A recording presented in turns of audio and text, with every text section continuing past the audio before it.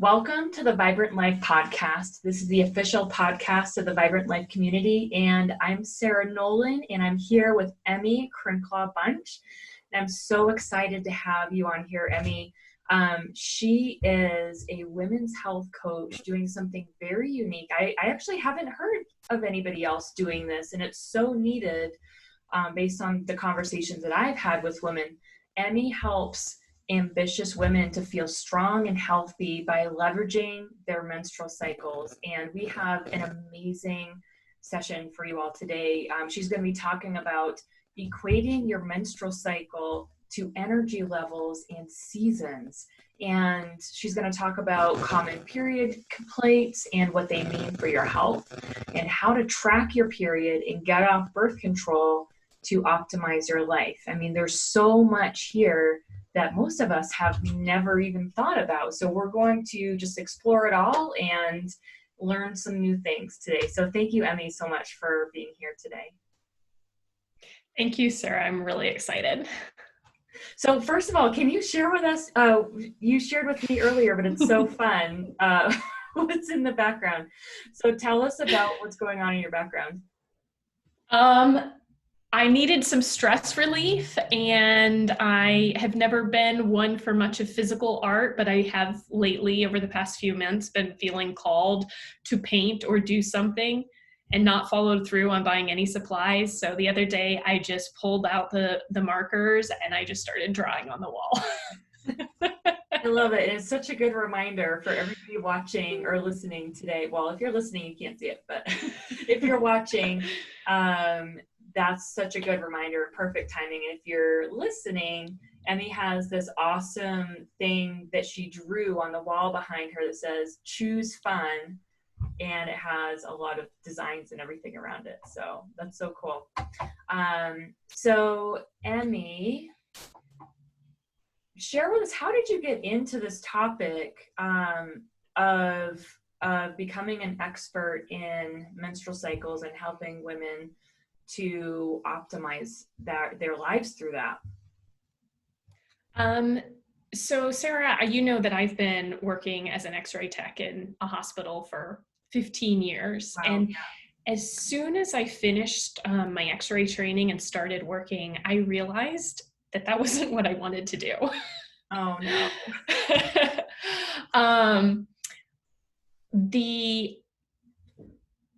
Radiology is awesome, and our hospital systems are great for acute problems, traumatic injuries. But the people that I kept seeing, I was like, we're not helping people get better and stay better so they don't have to keep coming back in. And at that time, I really didn't know what direction to take next. And it's taken several years, obviously, since I stayed in for 15. But I came across health coaching, I think 4 years ago. And which is when I read about it. And then that was when I was finally like, oh, this is my way of helping people. It's how I can help people connect to their body's wisdom, connect to their intuition, and become their change agents for change, like really take control of their health. And, it's not to say that we still don't need healthcare providers of various sorts, but when you can help people, be in control of their health, so that help them figure out what they know, because we all know what we need to do, right? We know we should be moving, we know we should be eating lots of vegetables, but it's how do we get motivated to do it? How do we stay on that healthy track once we've gotten there? And if we do backslide, because we all will, how do we get back on it? So health coaching helps people find those deep reasons for committing to something, and helps people figure out what works for them in a way that's going to be sustainable and they'll stick with it. And then for the women's aspect and concentrating on menstrual cycles, I had been having just awful symptoms with just vaginal pain, itchiness. Like I was in and out of my GYN's office every month for about 6 months, 8 years ago. And we finally said, okay, let's go. I had been using the Nuva ring at the time. And she's like, oh, let's, like, after 4 or 5 months, she was like, let's take you off that and put you on the pill. And Nuva ring is birth control? Yeah, Nuva ring is a hormonal contraceptive that sits inside the vagina. Okay. And that helped a little bit. And then That's awful. the pill, I know, yeah, it was terrible. Things improved slightly going off, taking the Nuva ring out.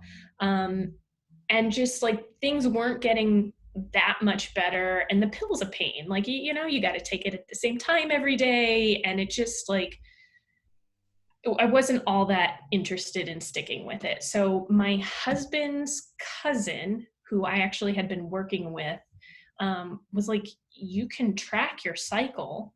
And I was like, what do you mean? I was very skeptical. She's like, yeah, I have been tracking my cycle. I avoided pregnancy for 10 years. And that's how I planned my children. And then, you know, determined when she wanted to have children. And I was like, okay, well, you know what? If it's good enough for Tracy, let me give it a shot. So I went off birth control, and then I started, you know, reading and learning. Started with basal body temperature and cervical mucus, and, you know, just kind of plotting all of this stuff out in an app and learning about it. And it just, my symptoms started to clear up. Life was getting better. Now, did your symptoms clear up because of getting off birth control, or how? So I didn't discover until last year by working with my acupuncturist that my symptoms were probably actually related to mold and where we were living. Okay. But with regards to that, the itchiness and going to the GYN so frequently. But the other changes I noticed with my mood and just my general like zest for life just improved going off of the pill. Okay. And then, yeah, like, or going off all the hormonal contraception, right, like, yeah. Just like, I just started feeling just emotionally better. You know, some people I've heard talk about birth control as like depression pills. And I know for myself, I got super moody, and my friends, you know, everybody that I talk to who's on birth control, and this isn't for everybody, but the vast majority that I've talked to, they always talk about mood swings, and some people were even experiencing aggression, and they couldn't help it. Like, it just sounds like a nightmare. It's been a long, long time since I've been on birth control, but just from what I've heard. So I think I would love to explain like a lot of why that happens, but I think maybe we should save it for after we kind of explain the whole menstrual cycle. Yeah. But, you know, everything that I learned about my body in going through this process, I was just like, I was furious because with all of my schooling, you know, working in healthcare, anatomy and physiology classes, I had no idea that women were only fertile for a max of 3 days a month. And that, like, I just didn't know everything that was going on within our bodies and how our energy changes with our hormone fluctuations and how our mood is also associated with those hormone changes. And so once I started really understanding that and then like applying that information to my life, like things just turned around dramatically. And I became much more at ease and accepting of my body and excited to actually have my period instead of dreading it. And so I am just so passionate about not just women, but like everybody understanding what's happening with a woman's body and then helping women to use that information to create the health that they want and the joyous, peaceful lives that they're looking for. That's beautiful. What kind of results have you been seeing from the people that you've been working with? What kinds of changes have you seen them making through this process? So I've had clients begin sleeping better, which, sleep is so foundational. So once that changes, you can tackle more things. Um, Making consistent changes with, healthy eating habits, exercising regularly. Everybody has what we call a core habit that when you figure out what that is for you, everything else can fall into place. And so, by paying attention to your menstrual cycle and tracking and planning your time and your activities a little bit further ahead and in honor of your cycle, you can kind of all those other pieces start to fall into place, and you can kind of figure out like, what's that core habit for you that's going to help you continue that positive momentum. Right. That's amazing. That's one of the things that I hear people struggling the most with, and like you addressed in the very beginning, where we know what to do, but it's just getting ourselves to do it. And so this sounds like a really strategic way to set ourselves up for success, to do these things and set our lives up to make it as easy as possible to stay on track. Yeah. Right. Life should be easy. It should not be a struggle. I know. So tell us about the energy, the menstrual cycles related to energy and seasons. How does that work? Okay. So as far as the hormones go, I'm going to simplify it way down because there's so many hormones in our bodies doing so many different things. So I just want people to know that this is a very basic overview. There's books that go into so much detail. But I'll start with our period because that's what just about everybody's familiar with when you're bleeding. And when you're charting, the first day of heavy bleeding is considered day one and your period. So your period you can equate with winter. It's an excellent time for resting, for introspection, for getting quiet, and like that, the energy. If you notice, a lot of the memes are like, I'm on my period, I'm angry, I don't want to do anything, I just want to curl up in a ball on the couch. And sometimes that can be associated with pain and discomfort, but even when you minimize those things through healthy lifestyle, you're still energetically it's a time to just be and be with yourself. And so if you can try not to plan too many outside activities and honor your body's time for rest, you set yourself up to be happier. Yeah. Now, what about exercise? That's been something that I've always wondered, and I hear that quite a bit. Like, should people be exercising, and what type of exercise when they're in that like full bleeding stage? So I would argue bleeding is a wonderful time to be resting, and at the same time, exercise during that period can be super helpful for people. So I think it's more about listening to your body and giving yourself permission to either take the day off or to change your workout to something that's less intense. Do it for a shorter time period, just whatever supports you, but tuning in and listening to what your body needs and wants in the moment. Yeah, that makes a lot of sense. I'm thinking about a time, maybe 3 or 4 months ago, where I got my period on the first day of a really intense workout, and I just felt horrible the rest of the day. I think I had a migraine. I don't ever get migraines, but like my whole body felt just not good. And I was like, oh my gosh, I wonder if I should actually be doing this. And so that got me thinking about just kind of like less intensive exercise, or maybe yoga or something like that. Yeah, absolutely. And and it's not to say that you can't, especially if you're an athlete and you're competing, it's not to say that you can't do the race that day, but it's more, but because we're looking at like, what are your patterns over a long period of time?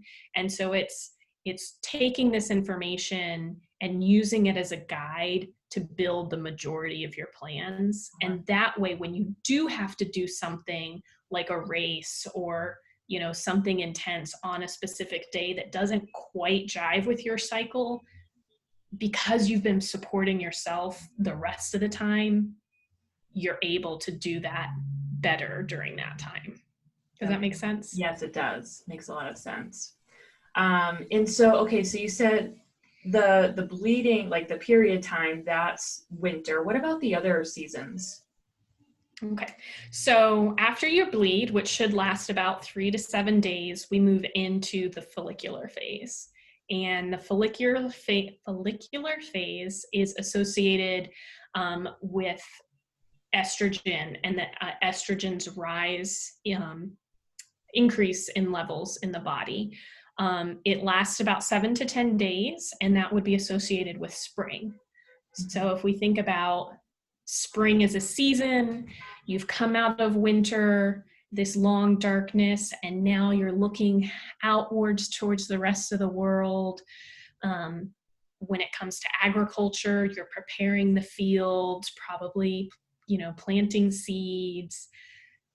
The plants in the world are getting ready to poke out, and like everything's just, starting to prepare for the rest of the year. And so that's mentally, that's where, and energetically, that's where we are during the follicular phase is, okay, what do I want to do over the next month? Like, what plans do I have? What do I want to create? How can I start moving things in the direction that I want to go? So it's a great planning time. You said it's how many days? Like a week long, 7 to 10 days? Yeah, 7 to 10 days. Okay.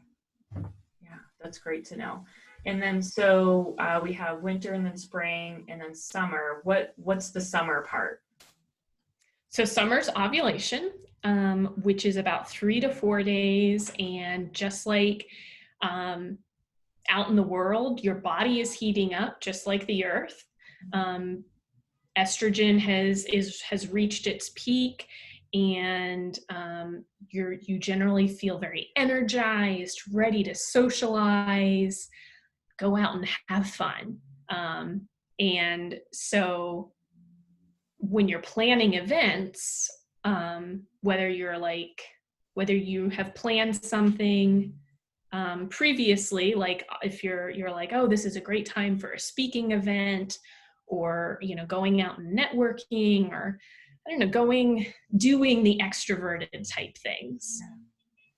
And during the ovulatory summer phase, when you are making plans for the future, you have this feeling of, I can do everything.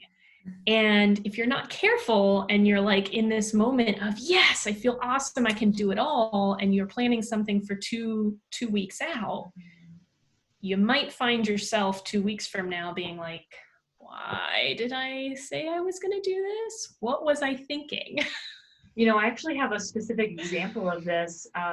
It was so funny looking back on it. I was planning a retreat, and I was speaking with the retreat center owner, and we were like, all right, what time of month should we do this? New moon or full moon? And I wasn't thinking about myself. I was thinking about like, what's the energy going to be like with the new moon or the full moon? And whatever I ended up picking, I had my period the whole time during the retreat.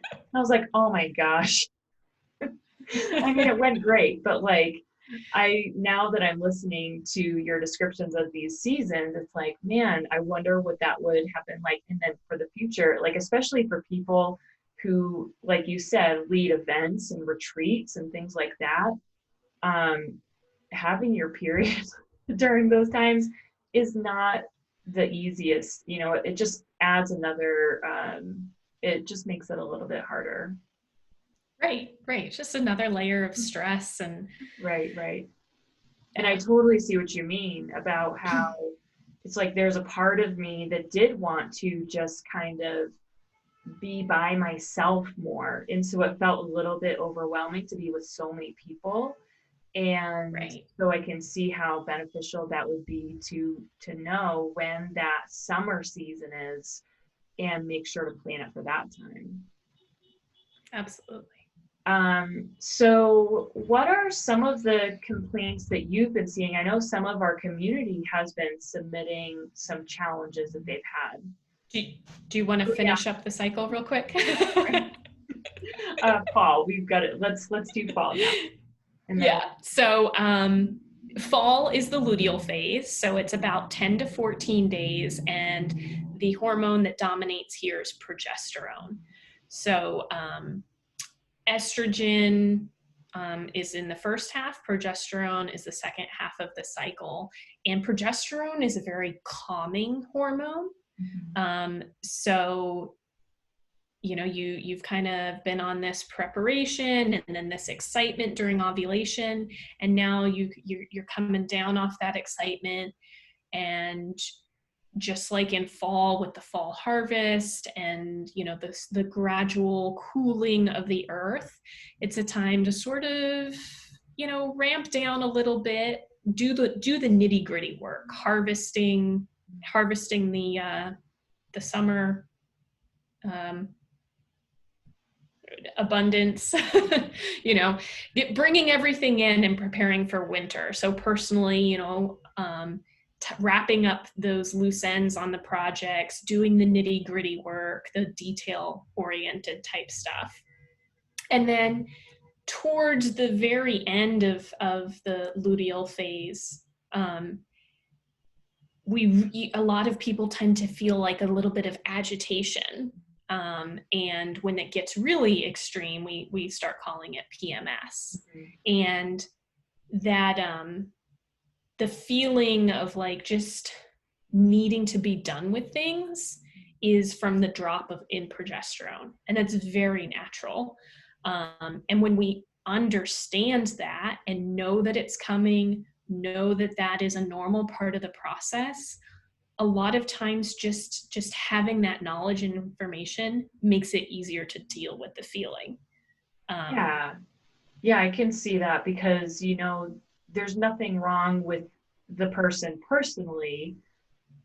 There's nothing wrong. It's just part of the process. And Right. I could see how you could even make that a productive time. Like if you know that's coming, we're going to have this kind of a down phase. What do you suggest for people when they start feeling that downward? For some people, it can become a downward spiral and into like this negative experience. So what do you suggest?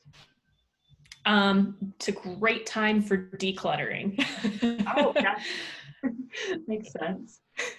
Yeah. So whether it's, decluttering physically, decluttering mentally, like whatever you need to get rid of, it's a great time to plan to do that type of project in that last part of your cycle just before your period starts. Oh, so interesting. Yeah. And then the period starts right after that all over again. Yeah. Very cool.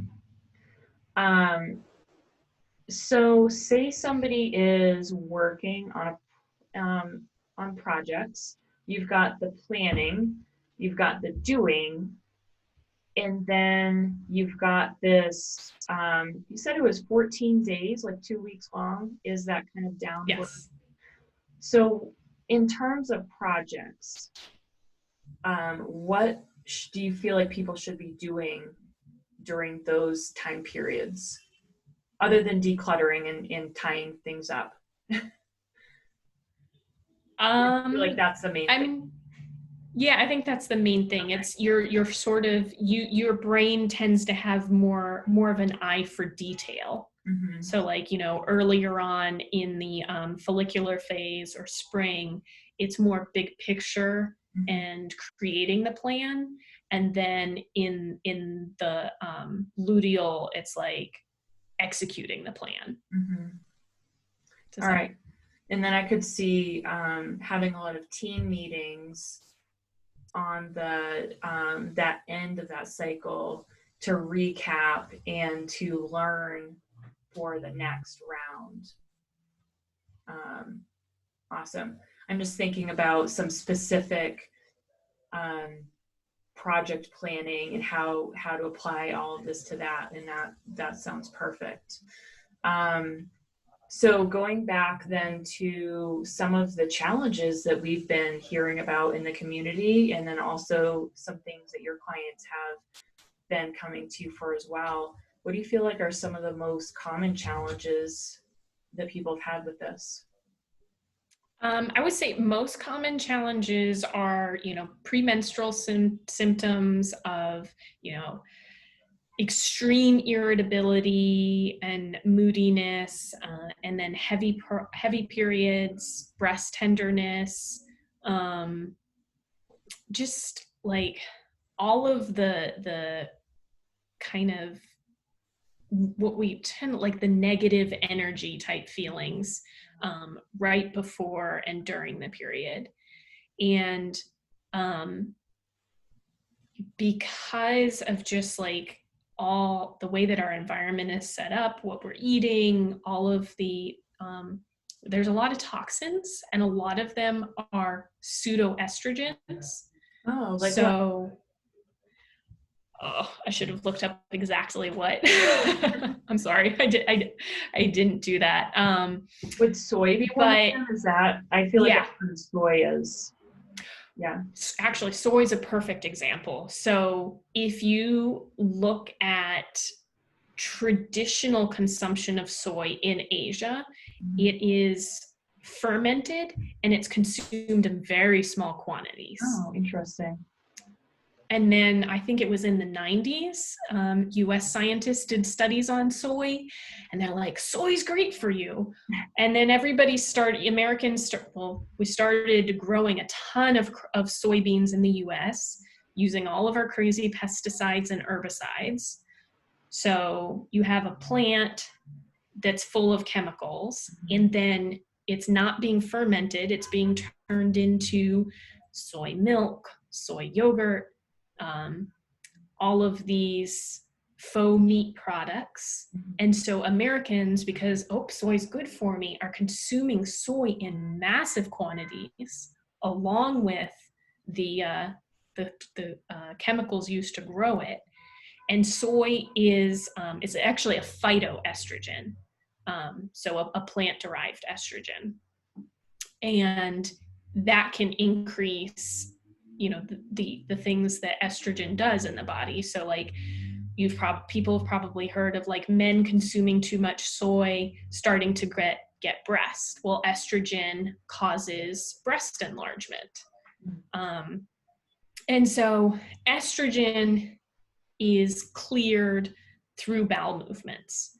So when we're not having a bowel movement at least once, but preferably twice a day, we're not clearing the estrogen out of our bodies. Yeah. And so many people I talk to don't even poop once a day. Wow, yeah. So it's, in getting more fiber and improving gut health so that the body is actually able to digest and cleanse itself appropriately. And when we're pooping, we can get rid of that excess estrogen, and that will help bring the hormones back into balance.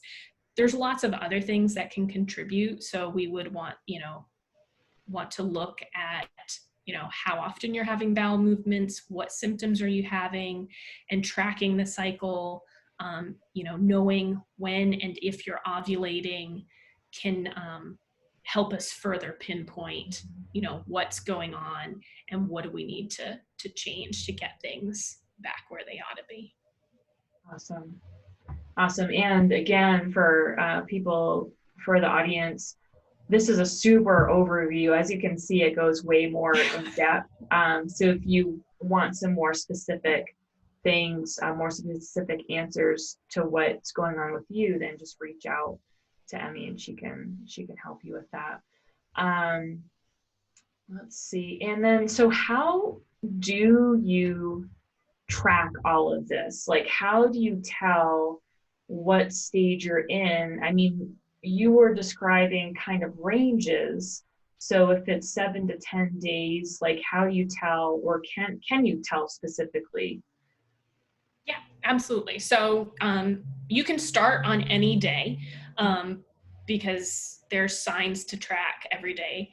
But I'll start with the period just so we have a framework to go from. So you would start by tracking the number of days you're bleeding and, you know, any symptoms you're experiencing, whether it be pain, cramping, nausea, vomiting, headaches. It's great to put in there, you know, what you're eating and how many bowel movements, you know, like the more detail is also the better. And at the same time, if you're new to this, it can be overwhelming. So like, I would say start small with like 1 or 2 items. And then as you progress and get better at it and feel more comfortable, you can start to add in more things. So start with tracking your bleeding. And it's great to kind of pay attention to what it looks like. And, you know, are you having clots? Small clots. Sorry, what? Oh, I was going to ask you a question, but I think you're answering it. Okay. Yeah. So if you're having just like clots that are smaller than a dime and not very frequent, like that's totally normal. Like blood, especially depending on what type of menstrual product you're using and how quickly it's flowing out of the uterus and through the vagina. You know, it's supposed to clot. So you might find little clots, totally normal. But if you're having large clots and excessive bleeding and like your period is disrupting your life, like that's the time to go get help. Like that's an indication that something else is going on and you need to take a look at it.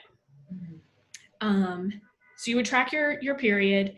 Then after your period ends, normally you will experience a couple of days of dryness. So if you notice after your period ends and the rest of your cycle, sometimes you find like either like this white fluid or like this egg whitey type body fluid in your underwear or when you use the bathroom. That's cervical mucus. And so what's happening is the cervix is producing this mucus that eventually aids in the sperm traveling up through the uterus towards the egg. So your period ends. Generally, you have a couple of dry days, and then the cervical mucus starts being produced. And it starts out very thick, almost like hand lotion, and sticky. And then gradually, and as you start to pay attention and track it, you'll notice the progression. It starts, you know, being thick, and then it gradually starts to thin out. And right at around ovulation is when it's clear. It looks exactly like egg white. Okay. So clear and slippery. The only difference is that it'll stretch, like it'll stick to your fingers and stretch. You know how like egg white will just slip off your hands. Right. Cervical mucus will have a little bit of stickiness. So like if you touch it, it'll stick to your hands but it'll stretch and pull apart. If you have it on your hands, it's early on it, I would say when it's thick, it can sometimes almost be like Elmer's glue, you know, like it just pulls apart. Yeah. So you would track your cervical mucus and just make a notation of what the quality of it is like and whether or not, like if it's a dry day, do you have cervical mucus? No. And then track your cervical mucus all the way up until the next period. And so that can help as you'll notice a pattern as to what's happening. Lack of cervical mucus would be an indication that something's going on with your estrogen, and that you're not ovulating. So like paying attention to these signs can tell you what's happening internally. Okay. One thing that can happen, so after you ovulate, the cervical mucus should dry up. If it remain, and the way you would know this, you would also incorporate tracking your basal body temperature. So just first thing in the morning, waking up and using an oral thermometer under the tongue before you get out of bed, before you drink anything, ideally to 2 decimal places. Okay. Just for accuracy, because the change in temperature from the follicular phase to the luteal phase is usually around 0.5 degree. So it's not a whole lot of change, but it is a noticeable shift to say, okay, I have ovulated and now I'm in my luteal phase when the temperature has risen. So if your temperature is risen and you're like, okay, I've ovulated, but I'm still having still having fertile quality cervical mucus, that's an indication that something's going on with your thyroid. Oh, interesting. Yeah, which in my research, like I had been tracking for a while, and then like in preparing for a workshop, I came across that in one of my big thick books, and I was like, oh, I better get that checked out. What do you think what's the correlation between thyroid and the cervical mucus? Oh, I don't know exactly what the correlation is. The thyroid regulates a lot of the hormones in our bodies. And I have not come across any like detailed explanation of like exactly what's happening physiologically but it's a sign to maybe get it checked out. Right, exactly. It's a sign to get it checked out. So, so those would be the things to keep track of: is your bleeding, your cervical mucus, and your basal body temperature.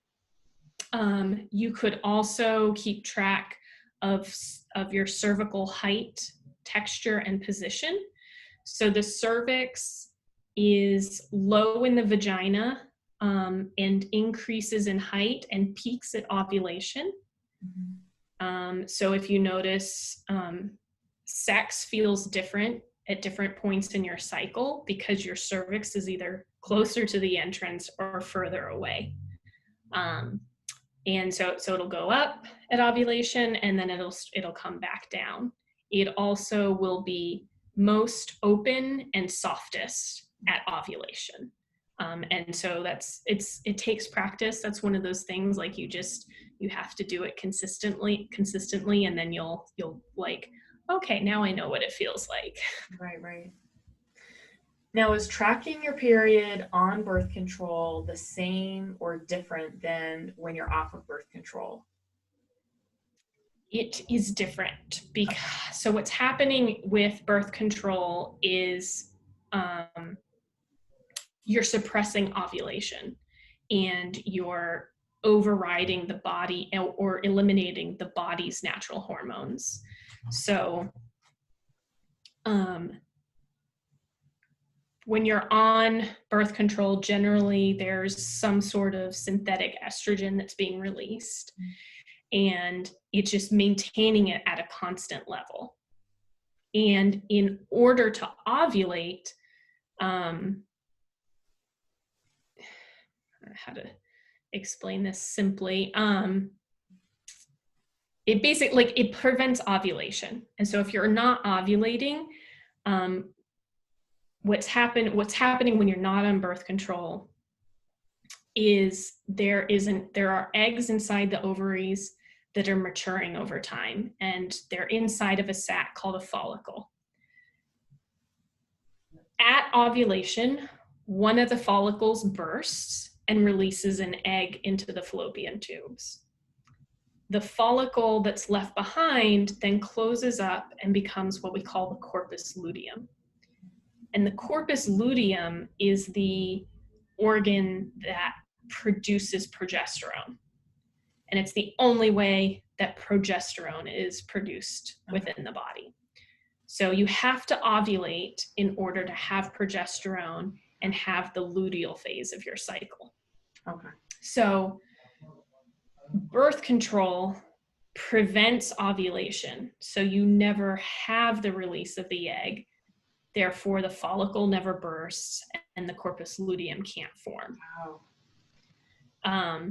So then when you go off, whether it be the sugar pill or you don't take the pill or you don't use the contraception for that week, the bleed that you see there is what we would call a pill bleed. And so the estrogen causes the uterine lining to build.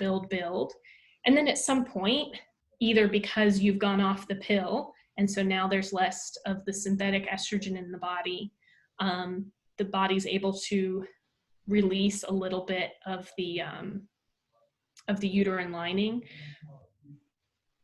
But what causes a true period is the progesterone.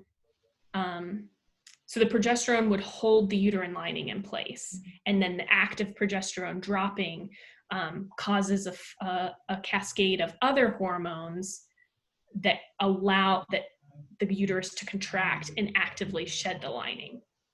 So when you're on birth control, you're not having the progesterone hold it in place, the progesterone's not dropping, and so you're not activating those other hormonal pathways for active shedding.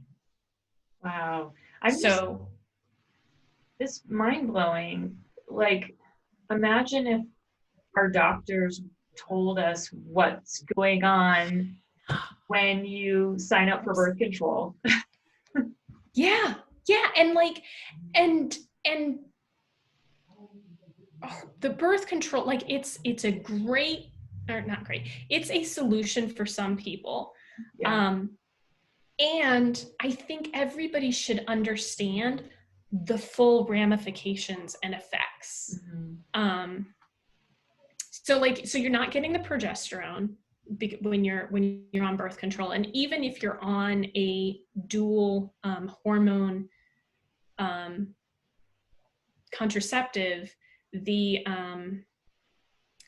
pseudo progesterone that's in that pill is actually closer in chemical structure to testosterone than it is to natural progesterone. Huh. So I'm not 100% sure. I think it's usually called progestin. And so people will say, oh, well, you have you are getting both hormones, but the body does not recognizes it more as testosterone than it does as progesterone. So it doesn't have the same effects on the body. You don't have that calming sensation. You don't have the triggers to create an actual bleed where the uterus is actively expelling the uterine lining. So the bleed that you have when you're on the pill is just because so much uterine lining and blood has built up, and the body just can't continue to hold it in place. Mm-hmm. So, some women will experience breakthrough bleedings sporadically throughout the time that they're on the pill. Some people will experience it, during that break period, like clockwork every month. And so they're like, oh, I'm having my period. Right. But it's not a true period. Wow. And so do you know about other contraceptives as well? I was on some kind of birth control, maybe it was the Depo-Provera shot, where a lot of people talked about a benefit where you don't bleed on that at all.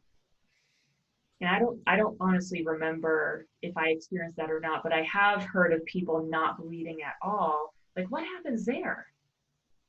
I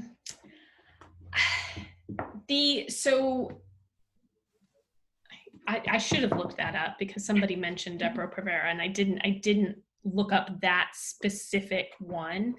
I I mean, apologize. Here we are. We're supposed to be talking about period tracking, and I'm like asking you all these other questions. No, that's okay. So Depo-Provera, it's an injection of hormone, and it's preventing ovulation. Okay. Like that's how it prevents pregnancy. So my understanding, not having researched it like in the very recent past, is that it's because you're continually putting this synthetic estrogen into the body, it's preventing you from bleeding because you're not having the progesterone and then the drop in progesterone and the normal process. Wow. I just can't imagine how that is on the body to just totally shut down those processes. I mean, that's kind of like our whole lives is this process, and to just shut it down one day, it almost feels like saying like, all right, you're gonna only take half the breaths. You're not gonna do your normal breathing for the day, for the month. You're gonna take Right. half the breaths or something, or you're not gonna sweat anymore. Yeah. And what's happening when you go on a hormonal contraceptive, you're basically putting the reproductive aspect on pause. Mm-hmm.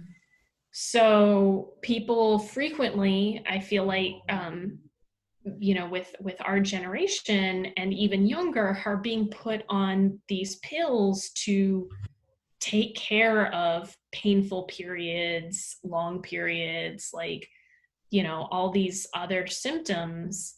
And we're not thinking about the long-term consequences. We're also just not addressing the original issue. Like, here's a pill, just take the pill, don't worry about it. Well, as we've just discussed, all of those signs and symptoms are an indication of health, like overall health and what's going on in the body.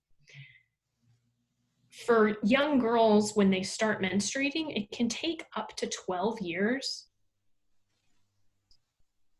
Is it 12 years? Yeah. No, sorry. I think it's shorter than that. It's it can take several years for the period to regulate. So like early on, as a young girl's body is getting, the brain and all the hormone receptors in the body are getting used to this onslaught of estrogen and the chemicals that are associated with puberty. It's normal for periods to be irregular and heavy, and for phases to be longer or shorter. Putting somebody on a pill just kind of masks that, and then when they go off, they're going to return right back to where they were, unless you've addressed like if there was a problem. And sometimes there can be things like you said, our environment, if we're not pooping enough, we're not getting rid of enough estrogen, how we're eating, how we're exercising and taking care of ourselves, all impacts our hormonal health. So there can totally be something going wrong that's associated with the irregularity during puberty. But it takes, we need to look into it. We need to be patient and take a look at the whole body and everything that's happened, diet, exercise, stress, and figure out, is this normal like irregularity because you're a teenager, or is there an underlying issue that we need to fix? Right.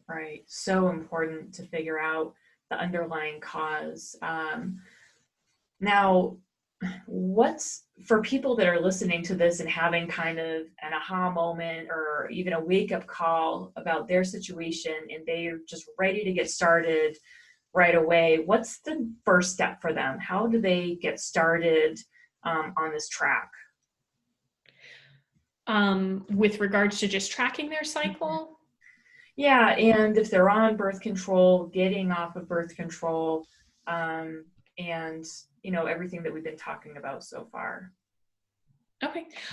Yeah, so birth control, like, if you're using it to prevent pregnancy, then before you get off, learn about all of your options and figure out what you're going to do.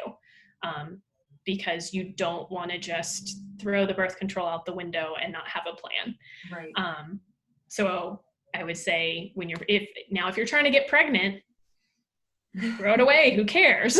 And we can move forward. So, and there are classes, there are people out there who work specifically with teaching what we call fertility awareness based contraception. So, or fertility awareness based method, FABM for short. And so these people will teach you specific, how to track your cycle in depth and know exactly when it is safe and when it isn't safe to have sex. And then, what are other options? Is it condoms? Is it diaphragms? Is it abstaining? There's a lot of other options that are not hormonal, that are not, IUDs being foreign objects being placed inside the body. But make sure you work with a professional. Yeah. So that you don't end up with an accidental pregnancy. Mm-hmm. For everybody else who's just interested in learning, or you're happy with your method of contraception that's not hormonal and you want to track your cycle, then you can use an app, you can use paper or pen. That would be the two main ways of doing it, and just start making notes of the symptoms that we talked about earlier. And then if you're go ahead. I was just going to say, if you're looking for support in understanding the symptoms and what your body's telling you, you can reach out to me for help. I offer one-on-one coaching. If you'd rather have a book and read on your own, Period Repair Manual by Laura Bryden is a fabulous resource and super approachable, easy to read. The other one is Taking Charge of Your Fertility by Toni Weschler, which is the Bible of women's fertility. It's fabulous, full of everything that you could possibly want to know. A little bit daunting. It's kind of thick, but it's a fabulous resource for answering all your questions. And I feel like really both of those books are a must-have for every single woman, or everybody with a female in their house, no matter what age they are. I love it. Yeah, I'm going to go check out those books as well. And currently, is there an app that you can recommend? Yeah, my favorite app is Kindara. Okay. Kindara, and I love that because it's super easy to use. It allows you to track all of the key indicators of fertility, one of them being basal body temperature. That's super important in knowing and confirming that you've ovulated. So it has that, cervical mucus, cervix, height, texture, and openness. All of those things are already built in. It has space for you to add custom symptoms. It's got a little journal entry so you can free text a few things. It allows you to set reminders within the app. So it'll be a little reminder to check your cervical mucus, a little reminder to take your basal body temperature. And then it allows you to see, you can look at it as a calendar view. You can look at it individual days and the data you've put in that day, and then you can look at it as a whole chart. And so then you can see the trend across the entire cycle or month, the length of however long your cycle is. You can use it on your phone, and you can look at it on your desktop or your laptop. So then you can print out your whole chart, and it's easy to flip through several months and see what's happening. You can download the files to take to your doctor. You can print them out. It's everything that you could want for charting, and it's super easy to use. And I can even imagine how by really tracking it like this consistently, how you would just naturally get healthier because you're tracking your body and you're becoming aware of, getting more in tune with your body and becoming more aware of, the different processes. So that seems like another added win. Did you ever notice that for yourself? Oh yeah, it's amazing how many changes come effortlessly just by paying attention. Yeah. When you start, if you want to eat healthier and you say, okay, I'm going to cut sugar out of my diet. And so you start paying attention to when you're eating sugar, all of a sudden you're like, oh, wow, there's a lot of sugar in my diet. And like, once you're aware of something, it's the first step. Like, you can't change something you're not aware of, right? Exactly. So being aware of, and then everything that just sort of tends to fall in place, the other things we notice when we start paying attention to a specific thing, like, it just gets me so excited, Sarah. Well, I'm so grateful that you agreed to be on the podcast today, Emmy. And this is amazing information. And it's one of those things that so many people wonder about and need help with, but they just don't know where to go, or they don't even know where to start. I mean, nobody talks about this stuff. I know, we need to talk about it. I know, it's like in school, I had 2 kids, and like in those appointments, nobody ever talked about anything like this. And so where else would you talk? I mean, at the OBGYN, nobody talks about it there. Right. And the thing is, like, I've had some good OBGYNs, and I've had some OBGYNs. And since I've been tracking my cycle, I'll be like, oh, fertility awareness. And they're like, oh, so rhythm. And I'm like, no, it's not rhythm. And like, my last OBGYN was super like, yeah, that's cool. And I'm like, I appreciate that you're supportive, and it's important to me that you know the difference.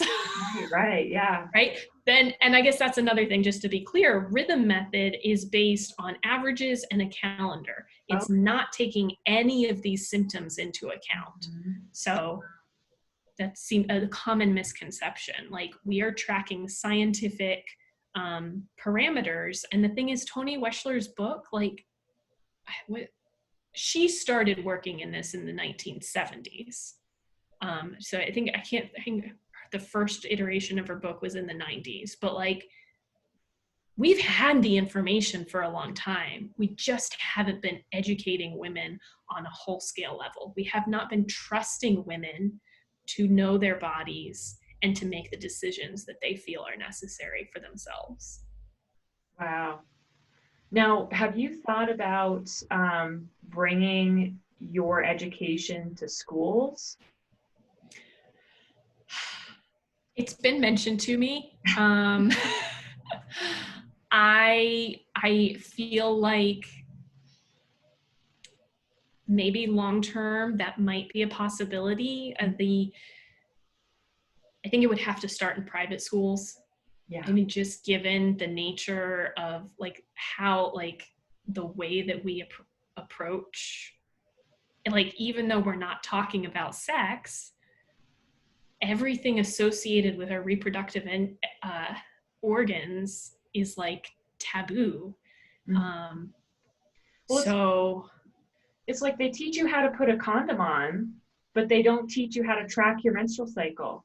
It's like, it just doesn't make sense to me. Right. And I can totally understand like the like, oh, teenagers shouldn't be using this to avoid pregnancy. Mm-hmm. Like, yeah, teenagers do crazy things, like, and a young girl's cycle is not necessarily regular.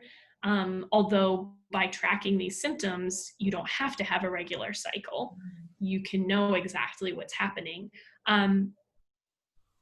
But just for personal body knowledge, even if you're not having sex, this information is so valuable in understanding your body and understanding why you feel the way you do, why you don't have any interest in doing a certain task at a particular time of the month. Like, that is powerful information once you understand it and can start implementing it.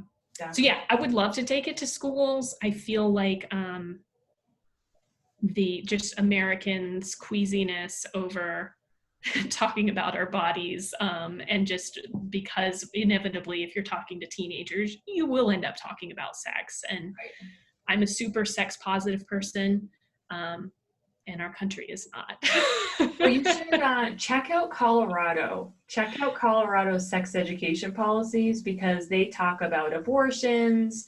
They talk about all kinds of things, homosexual sex. I mean, it's very open. Oh, that's great. Yeah. Okay. So check out Colorado sex ed and just see what comes up. Okay, yeah. And again, of course, I have not had any interaction with that since I was a teenager, but my memories are just so like awful. I know, me too. But yeah, I think things are progressing a lot further these days. But I can imagine as a teenager myself, how powerful this would have been for me.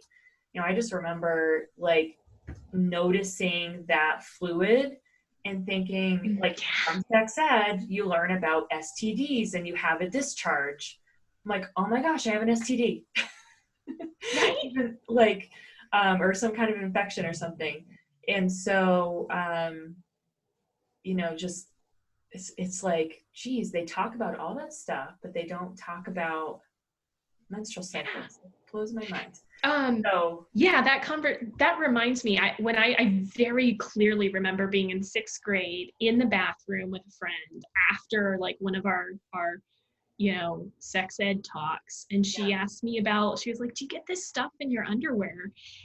In 6th grade, I didn't start my period till like the end of 8th grade. okay. So like I was so far away at that time. I was like, I don't know, but we certainly didn't learn about it in class. Yeah, and I kind of noticed it, and I was vaguely aware of it, you know, through my teens and early 20s. And you know, it's weird. I never bothered to like really research it until I started actually tracking my cycle, like for health purposes. Well, there's definitely a high need for more awareness of this. So I appreciate so much you coming on our show today. And we'll have to do a follow-up session at another time to cut there. I feel like we just barely scratched the surface.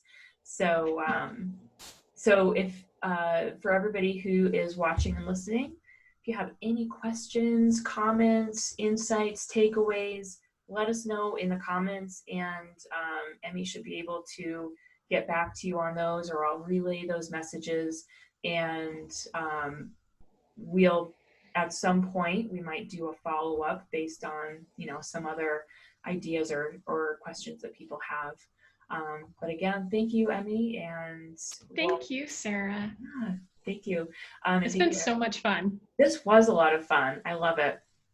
And thank you to everybody who has shown up today and shared your time and energy with us. We really value that. And we'll talk to you next time. Bye. Bye.